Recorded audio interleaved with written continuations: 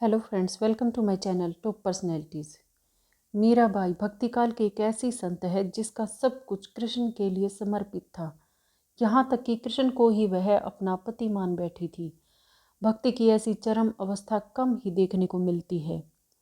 मीराबाई के बाल मन में कृष्ण की ऐसी छवि बसी थी कि किशोरावस्था से लेकर मृत्यु तक उन्होंने कृष्ण को ही अपना सब कुछ माना।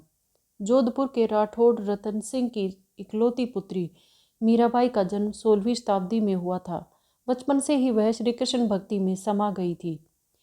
मीराबाई के बचपन में हुई एक घटना की वजह से उनका कृष्ण प्रेम अपनी चरम अवस्था तक पहुंच गया था। एक दिन अपने पड़ोस में किसी बड़े आदमी के यहाँ बारात आई। सभी औरतें छत पर खड़ी होकर बारात देख रही थी।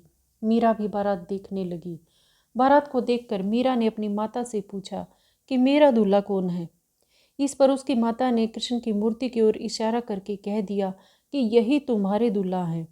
बस यह बात मीरा के बाल मन में एक गांठ की तरह बंध गई। बाद में मीराबाई की शादी महाराणा सांगा के पुत्र भोजराज, जो आगे चलकर महाराणा कुंभा कहलाए, उनसे कर दी गई। इस शादी के लिए पहले तो मीराबाई ने मना कर दिया, लेकिन जोर देने पर वह फूट फूट कर रोने लगी। शादी के बाद विदाई के समय वे कृष्ण की मूर्ति अपने साथ ले गई, जिसे उनकी माता ने उनका दूल्हा बताया था। ससुराल में अपने घरेलू कामकाज निपटाने के बाद मीराबाई रोज कृष्ण के मंदिर चली जाती और कृष्ण की पूजा करती।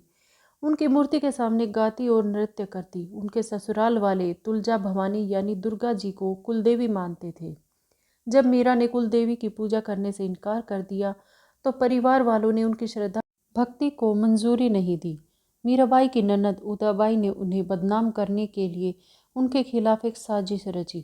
उसने राणा से कहा कि मीरा का किसी के साथ गुप्त प्रेम है और उसने मीरा को मंदिर में अपने प्रेमी से बात करते देखा है। राणा कुंभा अपनी बहन के साथ आधी रात को मंदिर गया। वह मंदिर का दरवाज़ा तोड़कर अंदर पहुंचा और देखा कि मीरा अकेले ही कृष्ण की मूर्ति के सामने परम आनंद की अवस्था में बैठी मूर्ति से बातें कर रही थी और मस्ती में गा रही थी। राणा मीरा पर चिल्लाया, मीरा, तुम जिस प्रेमी से अभी बातें कर रही हो उसे मेरे सामने लाओ। मीरा ने जवाब दिया कि वह तो मेरे सामने बैठे हैं। इस घटना से राणा कुंभा का दिल टूट गया, लेकिन फिर भी उसने एक अच्छे पति की भूमिका निभाई और मरते दम तक मीरा का साथ दिया। हालांकि मीरा को राजगद्दी की कोई चाह नहीं थी, फिर भी राणा के संबंधी मीरा को कई तरीकों से सताने लगे। कृष्ण के प्रति मीरा का प्रेम शुरुआत से बेहद निजी था, लेकिन बाद में कभी कभी मीरा के मन में प्रेम आनंद इतना उमड़ पड़ता कि वह आम लोगों के सामने और धार्मिक उत्सवों में नाचने गाने लगती। वे रात में चुपचाप चित्तौड़ के किले से निकल जाती थी और नगर में चल रही सत्संग में हिस्सा लेती थी।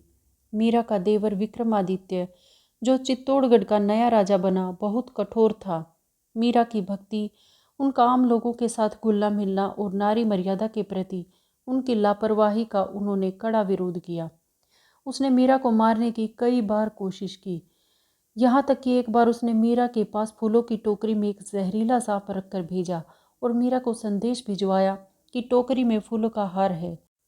ध्यान से उठने के बाद जब मीरा ने टोकरी खोली तो उसमें से फूलों के हार के साथ कृष्ण की एक सुंदर मूर्ति निकली। राणा का तैयार किया हुआ कांटों का बिस्तर भी मीरा के लिए फूलों का सेज बन गया। जब मीरा उस पर सोने चली, जब यातनाएं बर्दाश्त से बाहर हो गई तो उन्होंने चित्तौड़ छोड़ दिया। वे पहले मेड़ता गई, लेकिन जब उन्हें वहां भी संतोष नहीं मिला तो कुछ समय के बाद उन्होंने कृष्ण भक्ति के केंद्र वृंदावन का रुख कर लिया। मीरा जानती थी कि वह गोपी ललिता ही है जिन्होंने फिर से जन्म लिया है। ललिता कृष्ण के प्रेम में दीवानी थी।